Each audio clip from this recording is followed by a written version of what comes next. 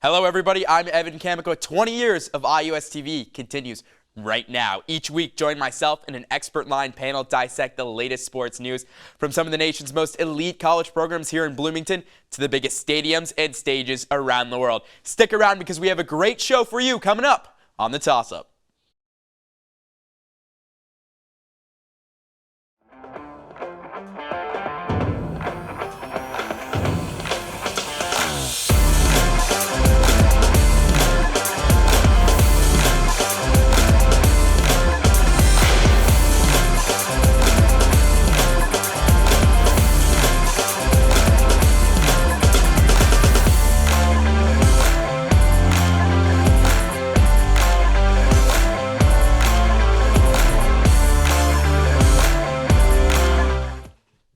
Well, football is 3-0 and basketball is getting some of the most hype it's gotten since the Tom Green days. Tom Green. Let's all remember that IU is still a soccer school. The Hoosiers men's team hasn't won the College Cup since 2012, but this year feels different. Later in the show, we'll also dive deeper into the women's team and catch up with some Hoosiers in the pros. For now, please welcome me joining Jack Edwards from the Hoosier Network, Matt Byrne from HN as well, and our own Kara Adams from IUSTV Sports. Kara, boys, welcome to the show. Thank you. Thanks for having us. All right, so typically we do things a little bit differently. You all know, you've all been on the show before. We make predictions at the end. We're throwing out that formula today. We're going to go predictions straight away. So, Kara, how far can this team go in the Big Ten tournament? In the Big Ten tournament, I could say they can win the whole thing. I kind of think there's no reason why they can't in some ways. We've seen them win a lot of big games already, like Akron and Butler, but then they've also lost. They lost their home opener, or excuse me, not home opener, but they lost their first game to Ohio State in the Big Ten play. So I think they kind of need to get back in their flow, but I think they can make a really far run. Jack, I know you've been waiting a while to do this, so what's your 2 cents? To me, this is not a team that is going to be winning the Big Ten regular season. It's, if anything, a good team in knockout play. This is a team that needs to progress for the rest of the season. They're adding a lot of different pieces. I'm sure we'll dig into it in a lot greater depth throughout the show, but it's going to be about getting the major pieces that is the notable at the top bookending the team, Roman Celentano and Victor Becerra, going to the professional level. Both of those guys moving on, it was always going to cause changes. And so this is a team that is not going to come, I think, and as Kara mentioned, losing that match to Ohio State and Columbus, it's a knock from them very early on in the season. They went 5-3-0 last year, and they had it in their hands in the final match of the season against Maryland in terms of the regular season. So it's not out of the realm of possibility that they're still in it, but I think a second place finish in the Big Ten is what I'm expecting right now. Obviously, this team can surprise us. They're very talented. So in the actual tournament, you're saying like semifinal, final, around there? I think this is a team that's floor is almost at the final of the Big Ten tournament. The standards are that high, and they have such a good senior group. That's what I'm anticipating for Big Ten play. Matt, I'm just going to ask you, where do you see that? Do you agree with that final floor? Well, I mean, I think it's just sort of like a toss-up. I think that IU, given history, has recent history of performing well in the tournament and won the tournament from 2018 to 2020 in the delayed season. Didn't win last year. Penn State did so. And I think that Penn State won't really be as big of a threat in Big Ten play this year. I think taking their spot will be Ohio State, and then, of course, you have Maryland. So if they're going to do it, they're going to have to play through some tough teams to get there. As of right now, Maryland and Ohio State are both in the top 25. So let's assume they get there. Let's assume that they make a deep run in the Big Ten. You get into the College Cup, the NCAA tournament. How far do you see them going? Again, I'm not really sure. I mean, I think I would agree in terms of what you were saying about like making it to the final or semifinals of the Big Ten tournament. I certainly think that they can make it again to the Sweet 16. They were eliminated last year in the Sweet 16. I certainly think that they could get there again. And getting that first round bye is going to be crucial. They've gotten a first round bye every year since 2013, and that's only going to make your path easier. So I'm sure that I could expect that to happen again, as well as at least make the Sweet 16. And Jack, let's say they get that bye. What teams could they potentially face that are kind of dangerous to this IU team? It's interesting. There's a lot of teams across the country that are big threats this year. A very interesting mix. There's one on their schedule, Kentucky, which is currently the top 5 team in the country. So there's a lot of interesting options out there. I really have no idea. The ACC always tosses a lot of great teams out there. Notre Dame, Clemson, Wake Forest, North Carolina, Duke are all constantly in that discussion. I think for me, at least in terms of, and this helps them in both knockout plays, the big changes for this year compared to years past, and especially on the women's side of things, has had a big impact with their 6 0-0 draws up to this point. There's no overtime in the regular season, and there's no golden goal in extra time during knockout play. Now, I believe since the Maryland match in 2018, they've been knocked out by a golden goal every single year. UC Santa Barbara, Marshall, and then Washington last year are the teams that have knocked them out on Golden Goal, versus being able to play out a full final extra time period. I think that'll help them kind of when those moments, they haven't kind of gotten them always to swing in their direction. That'll help them. I think that they will get the bye. And I think they'll probably face a team like a Washington last year, who were a top 4 team in the country. And then it's just a case of, can they avoid those big moments in those matches? I think this team is very capable of making a run into the final 8, final 4 teams. But the ceiling is very high. But it's really hard to gauge right now. There's a lot of luck that's required, and that needs to kind of break out in the next few weeks. And of course, injuries always have to factor in, Kara.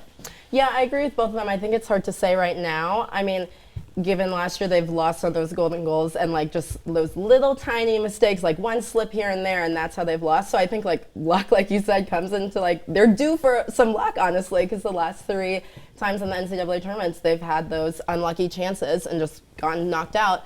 And so I think I like to be optimistic. I think they can make a big run to the Final Four, but again, it's kind of finding those key pieces at the end and not making those kind of defensive mistakes that we saw, and specifically the Ohio State game this past weekend. And you talk about key pieces. Last year, this team had 2 absolute units of key pieces at goalkeeper Roman Celentano and forward Victor Becerra. Jack, you already mentioned it, but I'll go to you first for this, since you've kind of alluded to it already. Thanks for jumping ahead. It's okay. I'm not mad. But how do you think this team has changed and really fared without the 2 really all-stars from last year? Yeah, so the big thing that kind of caught my eye entering this year was the formation change. It switched things up from the prototypical 4-4-2, 4-2-4 that they were playing. Victor Becerra fit very well in that spot where he can kind of fluidly drop into the midfield a bit better, to playing a 3-4-3 at the beginning of the year. Now they've since gone away from it back to the 4-4-2, which has been very interesting to me. For the 2 guys, for a goalkeeper, you can't replace him with a pair of guys. You just got to be like for like. And JT Harm's been the guy who's got the majority of the minutes, the transfer from Duke.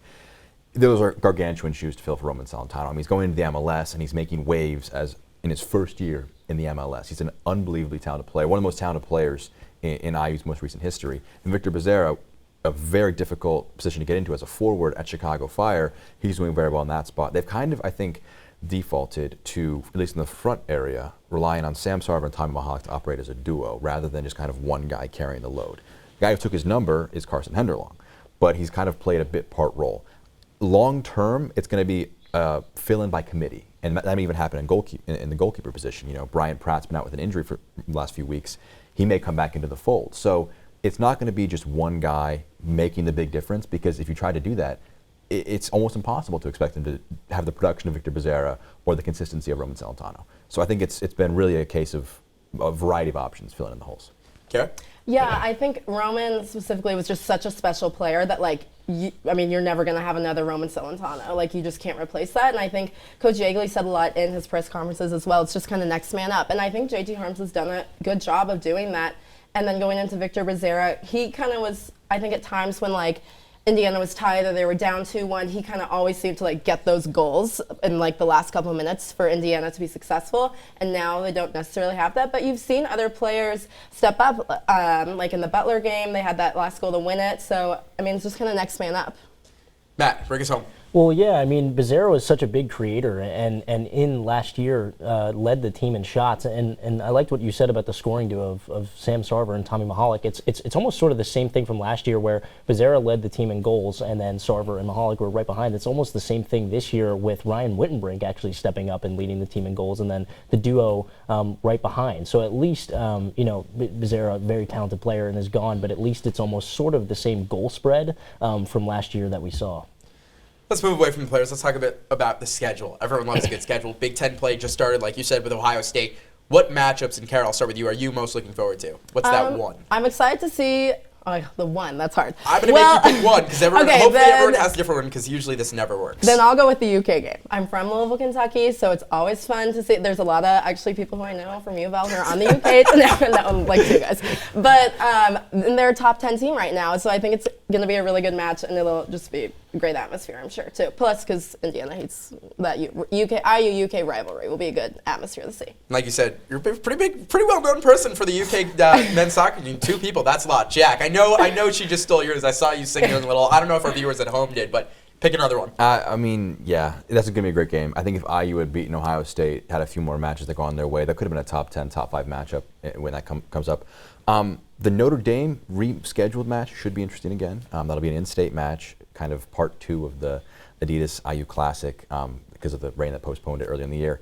But the one that I'm actually most excited for, not for competitive balance, is the Trine match. Because we get to see a lot of goals in that match. It was 9-0 last year, so you'll get a chance to see some of the highlight plays. That's not going to be a game that really indicates IU's long-term standing, but we'll see at least a half dozen goals in that match, and that always makes me a little happy.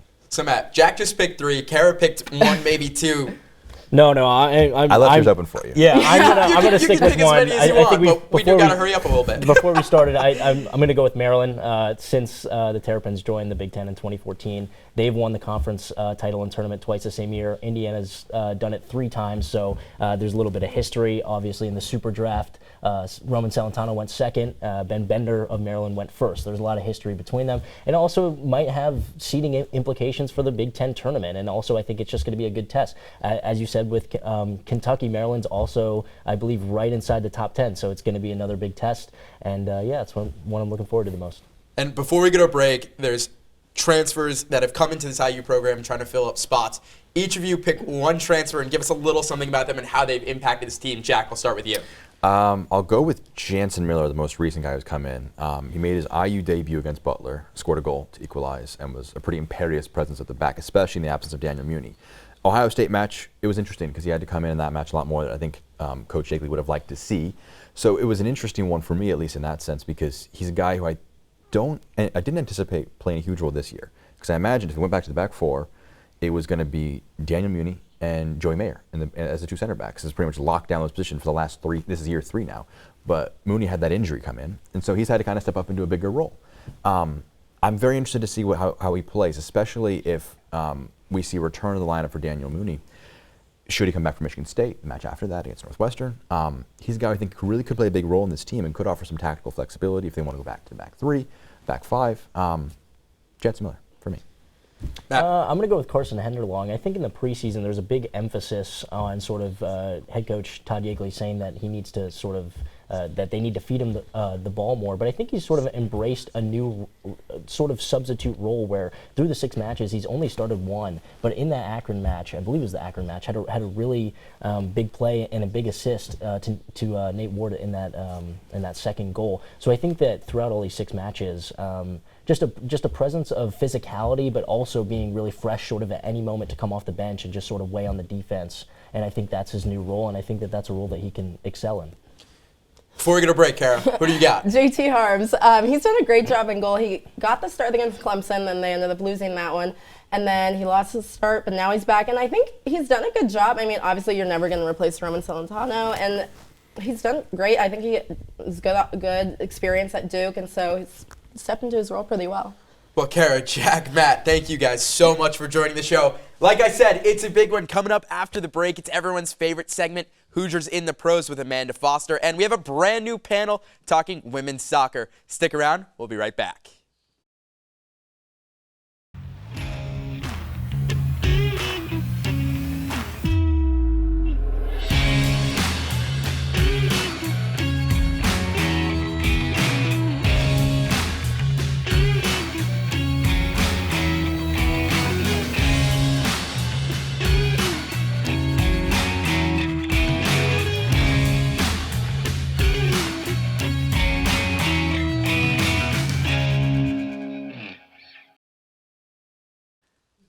Welcome back. Before we get to our women's soccer panel, Amanda Foster joins us in studio for another edition of everyone's favorite, Hoosiers in the Pros. Amanda? Thanks, Evan. With just under 1 month left in the MLS regular season, it's time to highlight a few of the many Hoosiers making themselves known in the pros. First up is the number 2 overall draft pick in 2022, Roman Celentano. And if you don't recognize this goalie's name, you should at least know him by his viral highlights from his time at IU. His showmanship hasn't stopped since he's joined FC Cincinnati, recording 76 saves and conceding 36 goals so far this season. Celentano has started 24 of Cincinnati's 31 games and has stepped up in huge ways throughout his rookie season. Celentano isn't the only Hoosier with Cincinnati, as the team's first-year head coach Pat Noonan also played with IU from 1999 to 2002. We've also got defender Jack Mayer, brother to current junior defender Joey Mayer, in his 3rd year with Nashville SC.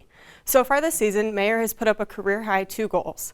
As a solid part of Nashville's back line, Mayer has started 19 games and appeared in 26 total for 2 more career highs. Both Cincinnati and Nashville are currently in position to be in the MLS Cup playoffs, but we won't know that for sure until October. Evan, back to you. Thanks, Amanda. Now we move to the women's team and welcome a brand new panel. We have our own Josie Broyles from IUSTV Sports, Talia Goodman making both of their debuts from the Hoosier Network, and a veteran here, Austin Platt from the IDS. Welcome to the show, everyone. Thanks for having me. Thank you. Yeah, of course. So, Austin, I'll start with you. And this is probably the biggest thing we'll talk about this whole time is this offense is just, I don't know what's happening. I got to cover the team last year with BTN. We called a lot of games together. And they just never had offense. What's going on this year? I think the biggest thing is, one, it's the chemistry. They didn't have too many practices before their first exhibition match, and that hasn't been together. They have so many new faces. Half the team is either basically freshmen or transfers, which is unbelievable. I think the chemistry just has to grow. Players have to get into more game shape, and once a lot of them play more 90 minutes, I think the offense will come. They've definitely showed something in the last few matches, despite it being more 0-0 draws. Talia. I would have said chemistry earlier this season, but I think it's been long enough that's not the case anymore. I think they need to just attack more. They're good at attacking early on each half, but then they kind of lose a little bit. And we did see it, you're right, the last few matches. We've seen that a lot, but I think they really just need to figure out what they're doing at this point because something's not working. No, I agree. We have a lot of new players this year, so chemistry could be off, but the ball is always on our side of the field. So I think defense is there, but offense, we can't get it over, and I think that just they need to figure it out, whether it's a chemistry thing, whether it's a talking thing. It's been a problem, but, with the 0-0 draws, I think at least they're not scoring, so, yeah. And Austin, you mentioned there's a lot of transfers. There's a lot of, new players that the Hoosiers have gotten. But Talia, what freshmen have really stuck out to you so far? It's been Ariana Rose for me. She impressed me early on. She had a little injury that we thought could be more than it was. Luckily, it was not. But she's a professional freshman. She's a leader on this team. Coach Van Bennekom has stressed that a lot. And she's making her appearance known when she's there. She's not necessarily scoring all the time, but no one really is right now. But she's really showing how much of a professional she is on this team and how her resilience can help. Austin, any different freshmen? Yeah, that's the slam dunk answer is Ariana Rose. I will change it up for the toss-up. I will say it is Izzy Smith. She's from Alabama, a forward. She likes to shoot from outside of the box. That's been Indiana's issue. They have players that are a bit maybe just not ready enough to shoot from outside, but she's fearless, ready to go from whenever. And if she makes a mistake, she definitely just doesn't worry about it and just goes to the next one. Little Avery Lockwood-esque from the deep true. shots. That's true. Yeah. Josie. Izzy and Ariana are great, but I've actually seen Ava stand out a little bit. We saw the game versus Trine. She had a big goal in the second half, and I think she's playing great. She's had some awesome assists, so I think she's been a standout this year for sure. And Josie, I'll keep it with you. This team, like we've said, they've tied a lot, but Big Ten play started. They opened up with a really impressive tie against Penn State. How do you think that the team will fare in Big Ten play? Well, I think the Penn State game, we had a little bit, weren't too optimistic about it, but I think the tie does give the team a little bit of confidence. Maybe that can build up some chemistry. I think even though it was the sixth tie of the year, I think the tie is good and they didn't lose, so I think it'll give them some confidence going through the rest of the season. Awesome. I think the biggest thing is just nothing really should change. I think whether it's home or on the road, if they can play the way they have been, be good from the back. If Kirstenberg's in net, they're not going to give up many goals. And I think it'll come together eventually, but I wouldn't change too much. I think they're actually building up. The draws lately have been much better. And I give them credit. That Penn State game, not many people gave them a shot to even get a point. The fact that they held the Nittany Lions, a top 10 team in the country, and a great offense to no goals is pretty impressive. And you guys have both mentioned this team ties a lot. Talia, what tie for you should have been a win? It was Penn State for me. They had so many close chances. Even Irwin said it after the game. He was like, we came out strong. We should have had this. We should have had it in the bag based on how they played that first half. It was a little bit slower in the second, but they should have had that win. There are a few others that honestly you could very clearly say they should have had too, but that Penn State one, watching it was frustrating. Josie, we're one of the few others. I think Ball State was a big tie that I think they should have come out with a win. I think offense obviously struggled big time that game, but I think we could have built up some more offensive skills in that game, and we could have come out with a win on that one. I'll say Memphis. I think the second half, it completely rained during halftime, and the fact that the teams came out in the second half, it kind of leveled out the playing field, and Jordan Levy had a great chance from about 6 yards out to put one in the back of the net, and it was blocked off the line, but there haven't been too many. I don't think, honestly, many of them should have resulted in wins. Indiana, they just got to put more shots on goal, and their ratio of scoring to putting shots on goal just isn't good enough, but I'll go with Memphis. So let's talk about final standings, and this is second to last, the penultimate question for the women's panel. Josie, where do you see them finishing? I see them finishing somewhere in the middle. Obviously we've had 6 ties. That's a lot of ties. So I think if they keep up kind of the lockout in offense, I don't see them getting anywhere further than kind of somewhere neutral. Talia? I agree. I think it is going to be somewhere in the middle. If they can pick up that offense, they can do well. They have Jamie and net, and so their defense is going to be good. They're not going to let teams score a lot of goals, but they got to figure it out on the offensive side of the ball. Indiana should have made the Big Ten tournament last year, finished ninth, kind of crashed out in the last few games. But I think there's a hope. I think the ceiling, let's say, is 6th, and they'll go to the floor is 10th, somewhere in there. And I think there's probably a better chance they finish closer to the bottom than the top. So unfortunately, the same story for just yet another season. Could be. And last question before we end. What's the most interesting matchup with Big Ten play coming up that you guys all have your eyes on? Talia, I'll start with you. It's going to be Michigan for me, and that's the last one of the regular season there, and I am so excited to see what this team can do there. Obviously a very talented squad they're going up against, but I think, I don't know how they'll fare against it, but they've got time to prepare, so I think it'll be really interesting to see how they shape up by the end of the season.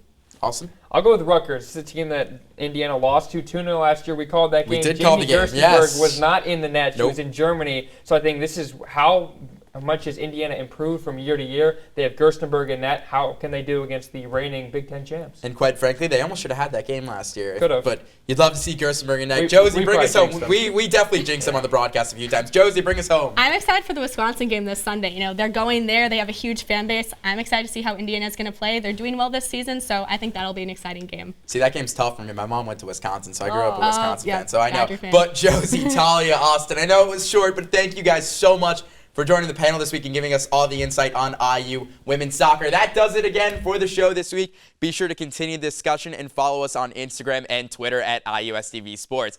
With that, there's one thing left to do, so toss it up. Like every week, I don't toss anything up. Find out if we'll catch it, and we'll see you next week.